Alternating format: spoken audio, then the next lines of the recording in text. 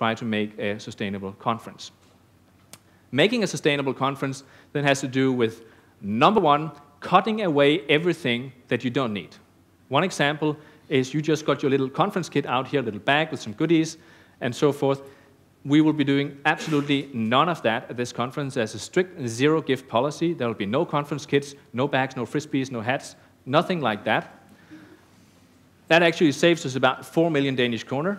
These money have then been put into a scholarship so that instead these are used in a more sustainable way, we believe, by inviting 11 students from all over the world to come here and do their fully funded Master in Climate and Energy Policies at Danish universities. And they have arrived here on September 1st and have taken up their studies. You can help us by, because some people will be disappointed when they come here and look for their goodies and there aren't any. So you can help us a little bit by pushing that agenda and explaining it's probably a better way of using resources. So that's the first thing, cut away stuff you don't need. The second thing is then to try to reduce the cost and the emissions from everything that you do have to do, for instance, transportation.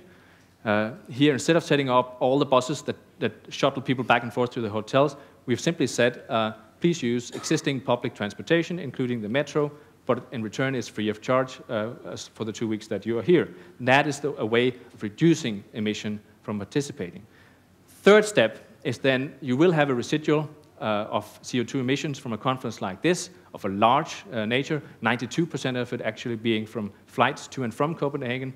And the Danish government has then said, we will offset that by supporting projects in the rest of the world, which are cutting back equally on CO2 emissions, CDM projects or other projects abroad, so that we sort of offset the carbon emissions from the conference itself. Often you see people jumping immediately to the third step.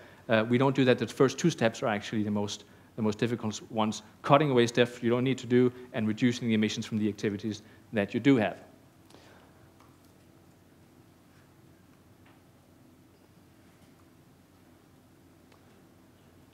Quickly about staying here. If you should be coming here to cover the conference, there are basically three options. One are the usual hotels. Those are expensive in Copenhagen, particularly during this time, but of course they are there. The second option is one in the middle. If you're looking for housing in a private apartment, we've set up a portal so you can get an apartment there, renting it from a private Dane. It's more of an efficient thing. You can stay there with a couple of colleagues, and you can do your own cooking. You can cut costs that way. And we have a portal supporting, offering 1,500 apartments at this point for our guests. But the most exciting thing is probably the third option, which is an absolutely free option. We've partnered up with an NGO called New Life Copenhagen, an absolutely wonderful NGO. And what they offer is they're trying to entice Danish families to come forward and host a climate guests for free during this period. And I'm pretty excited to say that they have already managed in getting 2,500 families to sign up for that, which is wonderful because it shows the city in a more hospitable way, and it also has an element of people to people, so that the Danes have a feel of what's going on in the city because they can get to know the people who are here as activists, as journalists, as delegates for the conference.